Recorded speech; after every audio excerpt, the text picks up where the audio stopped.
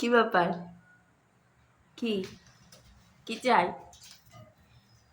ওই দেখো লাইন দিয়ে বসেছে পাটা মেলে।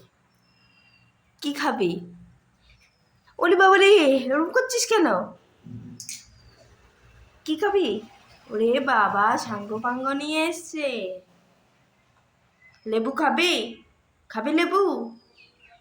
দাঁড়া, এনে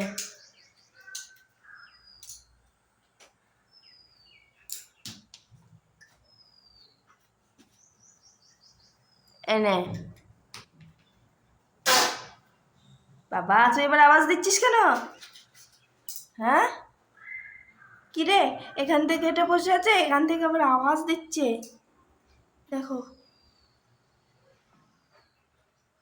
তা দেখো, সব সাঙ্গ পাঙ্গ নিয়ে এসে বসেছে। আমি ঘুমাচ্ছিলাম, এখন বিকেল মানে 4টে 4:30 বাজে। আওয়াজ হচ্ছে বাইরে থেকে, কিছু আওয়াজ হচ্ছে, পাতা টাতার আওয়াজ হচ্ছে। কে আওয়াজ করছে দেখি তো, একটু জানলা দিয়ে দেখছি এনারা এসে বসে আছে। দেখো, আর উনিও বসে আছে। দাঁড়াও, আরেকটা ওর জন্য একটা লেবু নিয়ে আসি। আরেকটা লেবু নিয়ে এসেছি। ওখান থেকে বসে বসে দাঁত বের করে আওয়াজ দিচ্ছে। এই যে, এই যে, এই যে, খাবি তো?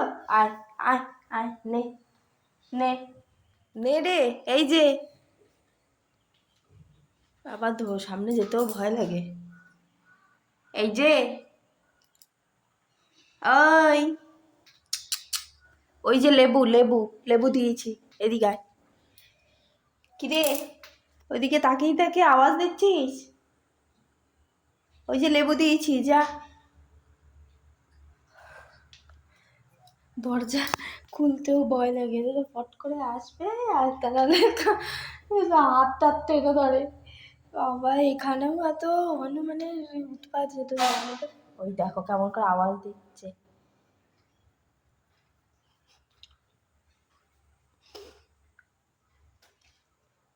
আরে খা রে, দিয়েছি।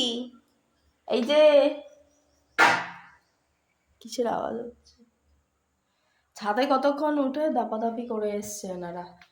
ছাদে উঠে লাফালাফি করছিল, তো আমি বুঝতে পারিনি কি হয়েছিল। এবার আমি দরজার ফাঁকা দিয়ে দেখছি, আরে তো খুলিনি। কি, কিসের আওয়াজ? মা দেখি লাফাচ্ছে, উপরে বড় একটা মোটা কাঁথা মেলেছে, ওই কাঁথাটা ধরে ধরে একটা ছোট্ট একটা বাচ্চা মুরগি খেলা করছে। একবার এদিক একবার এদিক, এই দেখো আওয়াজ দিচ্ছে ফোন করে। নিচ্ছেই না। বলছিলাম যে আসামেও ভীষণ হনুমানের উৎপাত। তো আমরা সবসময় কী করি, এক্সট্রা করে ওদের জন্য কলা কিনে রাখি। তো এক্সট্রা করে কিনে রেখে ওদেরকে ডেলি সকালবেলা এসে ঠিক জানলার সামনে এসে কেমন করে আওয়াজ দেবে আর ওরকম করবে। তো ওরকম কলা খাইয়ে দিতে এখানে।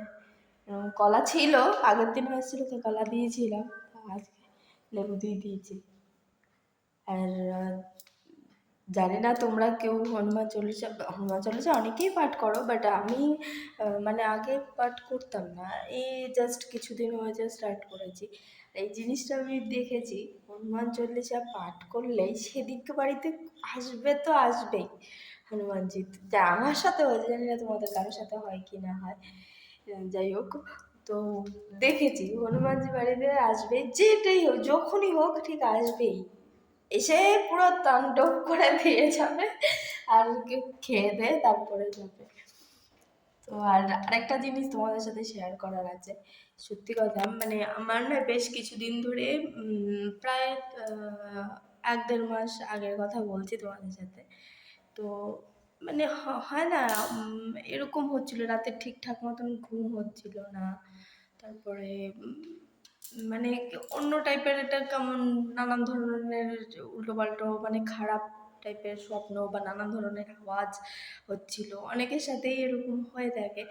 তো আমার ওরকম হচ্ছিল, মানে কিছুই না, তাও ওরকম প্রবলেম হচ্ছিল। তো ঘুম হচ্ছিল না, নানান ধরনের আওয়াজ, মানে আমিই পাচ্ছি আওয়াজ।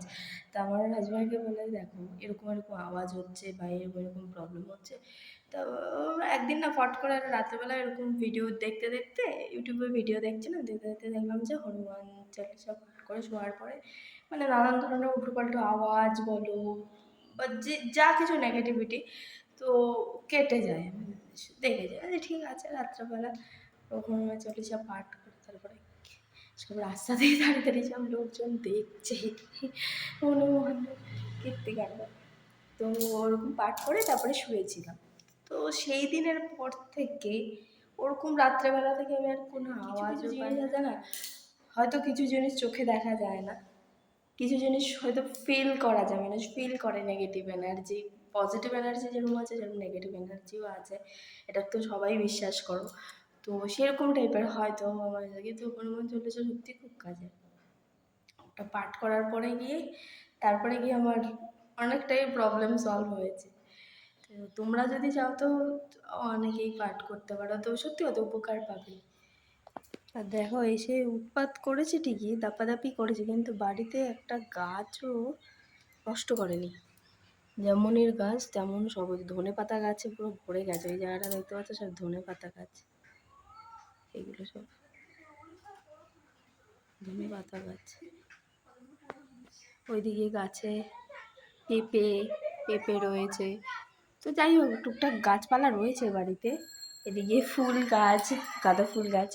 তো আমি বাইরে গিয়ে দেখাচ্ছি না, জানি না ওরা ভেতরে আছে নাকি। একটা গাছও কোনো কিছু নষ্ট করেনি, ওরা নিজের মতন এমনি খেলা করেছে, ছাদে গিয়ে একটু লাফালাফি করেছে, ব্যাস চুপচাপ চলে গেছে, খেলো দিলো চুপচাপ চলে গেল।